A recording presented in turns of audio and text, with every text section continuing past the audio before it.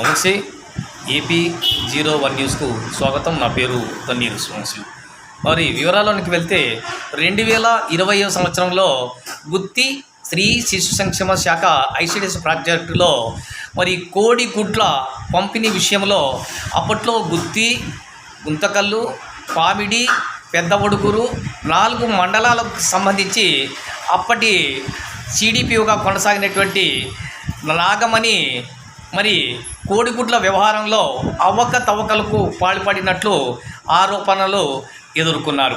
ఈ నేపథ్యంలో మరి ఇటీవల మరి CDPOగా విధులు నిర్వర్తించిన ఢిల్లీశ్వరి కూడా మరి అసిస్టెంట్ CDPO నాగమణికి ఇన్ఛార్జ్ ఇవ్వకుండా వెళ్ళిపోవడము, ఆ తర్వాత నార్పలకు చెందినటువంటి CDPOకు గుత్తి ఇన్ఛార్జ్ CDPOగా నియమించడం జరిగింది. ఈ నేపథ్యంలో 2020 సంవత్సరంలో జరిగినటువంటి కోడిగుడ్ల వ్యవహారం మరి ప్రస్తుతం ఈరోజు అంటే 2025 మే 14వ తేదీ ఎంక్వైరీకి అధికారులు, విజిలెన్స్ అధికారులు వచ్చారు. ఈ మేరకు మళ్ళీ ఇన్ఛార్జ్ CDPO ఇందులో మళ్ళీ నేతృత్వం వహించారు.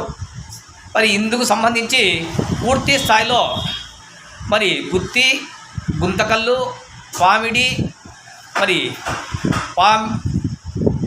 గుత్తి 4 మండలాలకు సంబంధించి ICDSలో విధులు నిర్వర్తిస్తున్నటువంటి ఆ మండలాలకు సంబంధించి 2020లో ఉన్నటువంటి కార్యకర్తలందరినీ పిలిపించి 2020 సంవత్సరంలో మరి పంపిణీ ఏ మేర జరిగింది, ఏ కేంద్రానికి ఎన్నెన్ని పంపిణీ చేశారు, పంపిణీ చేసినటువంటి వాటిలో ఎంత బదిలీ జరిగినాయి, అంటే అక్రమాలకు పాల్పడ్డారనేటువంటి విషయాల్ని కూలంకషంగా మరి రికార్డులలో నమోదు చేశారు.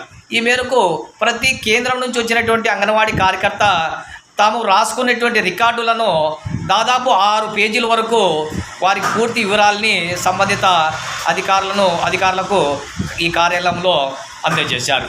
మరి అయితే ఉదయం 9 గంటలకు వచ్చినటువంటి అంగన్వాడీ కార్యకర్తలు మళ్ళీ భోజనము లేక ఇబ్బందులకు గురి అవుతున్నా సాయంత్రం 4 గంటలు దాటినా కానీ అధికారులు విధులను ఖచ్చితంగా నిర్వర్తించేలాగా వారితో వివరాలను సేకరిస్తూనే ఉన్నారు.